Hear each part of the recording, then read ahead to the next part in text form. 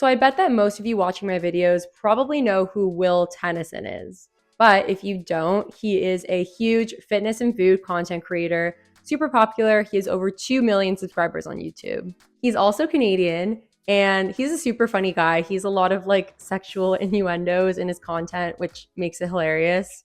So I've actually never tried any of his recipes. I've watched some of his videos, but just haven't tried the recipes. But I noticed that he has a cookbook available for $49.99 USD. The cookbook is called Strip Down and Get Cooking. Now, obviously, a lot of creators have different ebooks available for different price points, and this one was more on the higher end. It's tough to tell if the ebook is worth the price or not because obviously they don't give you much information before you purchase the book. So rather than you having to do the guesswork, buy the ebook, and then potentially be disappointed, I decided to purchase the ebook myself. So today I'm going to be eating only recipes from his ebook. So we're going to be making and trying 4 of the recipes today. And at the end of the video, I'm also going to be rating the ebook and telling you the pros and cons and telling you if it's worth purchasing or not. Hi, if you're new here, I'm Amanda, aka Fit Food AE. And if you're excited to watch today's video, please give it a like, subscribe, and share with your friends, as it really helps the channel and I post new videos every week. And with that, let's get started. So for breakfast, you guys know that I usually like a sweet breakfast, but we're gonna change it up and make something savory. Specifically, we're gonna be making his quinoa egg breakfast muffins. So speaking of breakfast, I really like how this cookbook is separated into the different meal times because then you could pick something based on the time of day or whatever you're craving. And I also like how there's a mix of sweet and savory options for breakfast. These breakfast recipes are quite simple. All of them have under 10 ingredients, which is great. None of them have any like super weird ingredients either.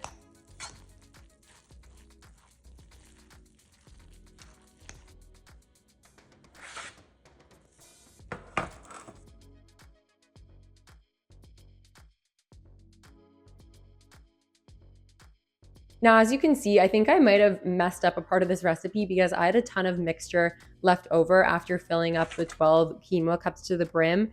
I think he meant to use 1 cup of cooked quinoa, but instead I used 1 cup of raw quinoa and then cooked that. So I just had too much of it.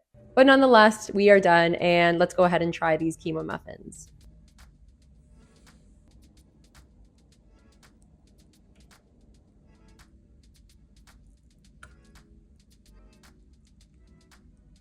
So these can definitely be eaten hot or cold, depending on what your vibe is. Like you can make them and then store them in the fridge, and you can either eat them cold or you can warm them up. I feel like they'd be pretty good in the air fryer as well. What I like about this recipe is that it's unlike anything I've ever made or tried before. Like it's definitely a great way to get protein and it's great for meal prep. However, I think I probably would have added more cheese into the recipe because the cheese didn't really get evenly distributed into the quinoa cups. I also find them to be a bit bland, so I feel like I would have added more spices, like I would have added more of that into the recipe. But overall, I think these are great if you want something that's good for meal prep and if you like savory breakfast recipes. So for lunch, we're gonna make something from the throat warm-ups section. Honestly, the chapter titles are pretty hilarious and they show his personality, which I love.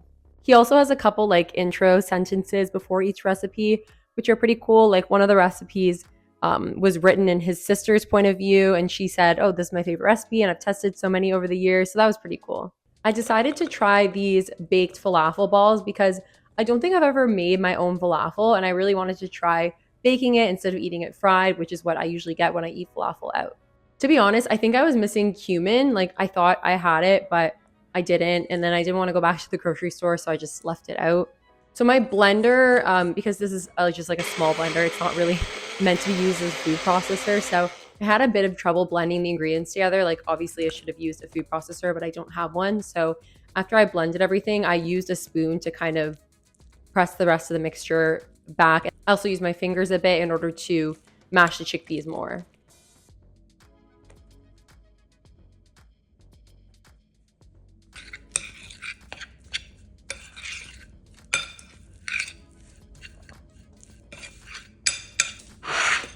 This is probably my favorite section because it had a lot of different vegetarian options for recipes, so that was great for me. So it says that this makes 5 servings. I'm not exactly sure what a serving is because he didn't indicate it. Like I don't think a serving is just 1 falafel ball. Now we're done and let's give them a taste.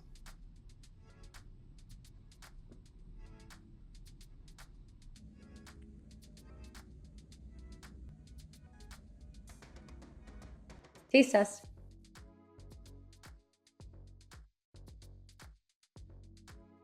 I love these. These are delicious.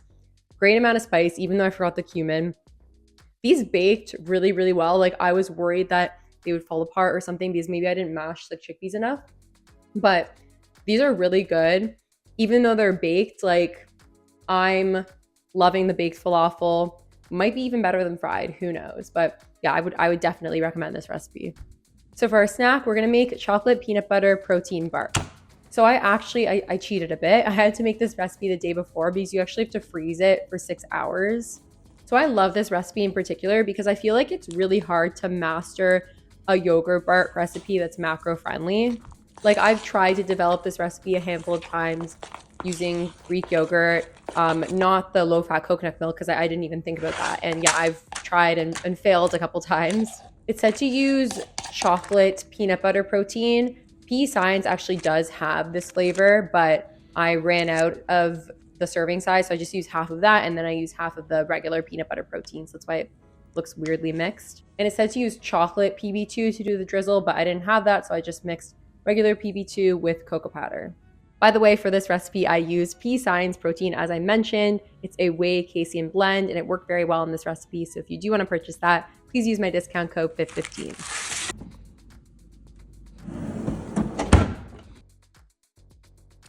Taste test.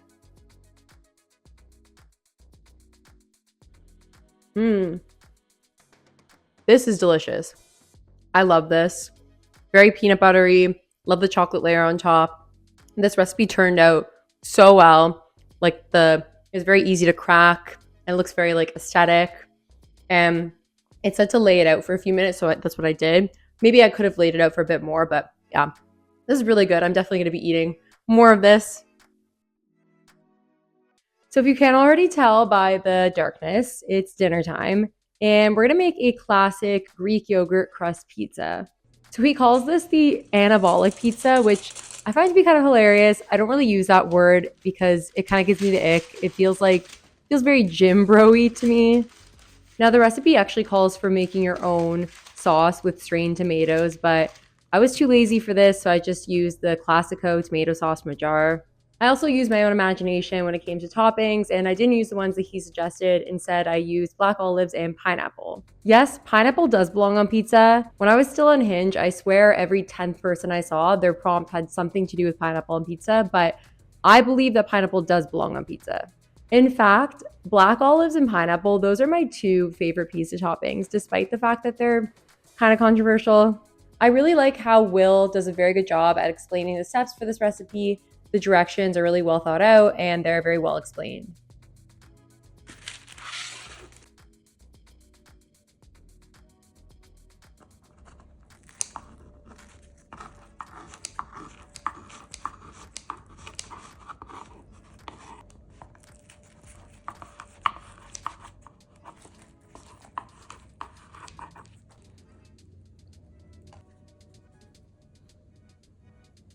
This looks so good. Taste test.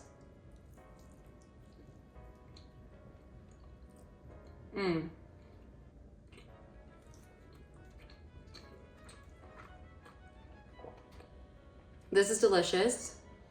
I'm a genius for the pineapple and black olives combo. I commend myself. He definitely got the ratios right with this one. The crust is like super crispy as well. So after spending my day eating these 4 delicious recipes from Will Tennyson's cookbook, I'm gonna give you guys the rundown. Here are my thoughts overall on the cookbook, pros, cons, and whether or not I think it's worth your money. So in terms of pros, there's lots of variety when it comes to the recipes. I feel like there's a lot of different recipes for different tastes and also different diets. For example, I'm vegetarian and there's a lot of recipes that are vegetarian or can be changed to become vegetarian. For example, the anabolic pizza. So for each recipe, he includes a link to the video directions on YouTube, which is also great for people that are more visual. And as I mentioned earlier in the video, like how the recipes are separated into meal times, like breakfast, snacks, etc. He also has some really helpful sections at the beginning. For example, he has these graphics that show what's in his fridge and what's in his pantry. so that'll help with grocery shopping when you're making the recipes in this cookbook. It also has a section that shows the kitchen appliances that are his essentials. This is kind of short, but it's still pretty helpful. And he also has a cooking conversion chart. And as I mentioned before, he's hilarious. He's always cracking jokes, lots of sexual jokes, and you can tell how funny he is from his cookbook. It shows a lot of his personality.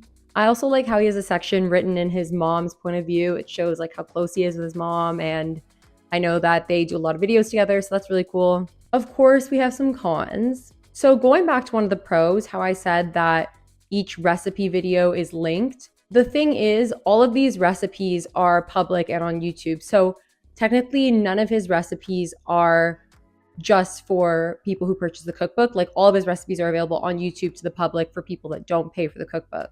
So you don't necessarily have to pay the $49.99 USD to get access to, I think he's Canadian, but he has it as USD anyway. But so you don't necessarily have to pay the $49.99 to get access to these recipes, because you can just find them online. However, the cookbook has them organized into sections, as I mentioned, and it just looks a lot more neat. And some people just like to flip through a book. So of course that has a monetary value to it. So based on the fact that a lot of the people buying this cookbook are looking to track their macros, like maybe enter it into MyFitnessPal, that's pretty inconvenient. I would say that's like a pretty big downside. Like, I know most people only care about calories and protein, but a lot of people want to track all their macros. So I know that in all of my recipes, I'm not saying that I'm better than Will Tennyson, but I know in all my recipes and in my ebooks, I put the full macros. So that's just something to think about. So the measurements for some of the recipes are like inconsistent. For some of the recipes, he has the grams and milliliters listed, but for the other ones, he has it in like cups or ounces. Again, this is also really annoying, because in order to track your macros properly, in order to get like the correct measurements, if you're using a food scale, like you need stuff in grams and milliliters. He has a little section that talks about this, like a disclaimer, but I still don't think that that justifies this. Sorry, Will. But again, you can just Google like how many grams in a cup of Greek yogurt, but it's just a bit annoying. The serving sizes are a bit unclear. Like, for example, for the falafel balls recipe, it said makes 5 servings, but I didn't know what a serving size was. Like, is it 1 ball? Is it 3 balls? I don't know. This one's really minor, but the pictures for the recipes are a bit confusing. I thought that some of the recipes just didn't have a picture attached to them, and I was like, oh, that's weird. Why would you post a recipe without a picture? But I noticed like some of the pictures are before the recipe, some of them are after, but again, that's just like a very minor nitpicky thing. Overall, I would say that this book is worth the money if you're that kind of person that wants to just flip through recipes and have them at their fingertips and not have to search for them. But otherwise, I would say $49.99 USD, emphasis on the USD, is quite expensive for an ebook, especially considering you can get all these recipes at your fingertips online for free.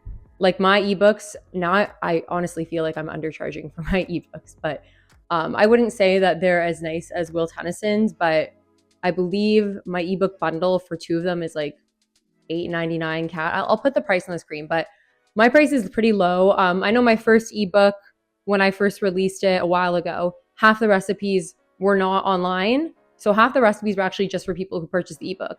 And my second ebook was actually only recipes that were online, but just I wanted to put them all in one place. But I put that as a disclaimer, and I made the price reflective of that, whereas Will doesn't.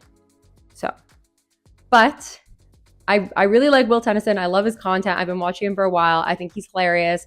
I think his ebook is of really good quality, and I'm glad that I bought it. I'm going to continue to make recipes from it. If you like this video, then I'm sure you love watching me review other people's recipes. So I'm going to link a couple other videos that you should watch next. Please be sure to give this a like, subscribe, and share it with your friends, as it really helps the channel, and I post new videos every week. Thank you so much for watching, and with that, I will see you guys next time. Bye.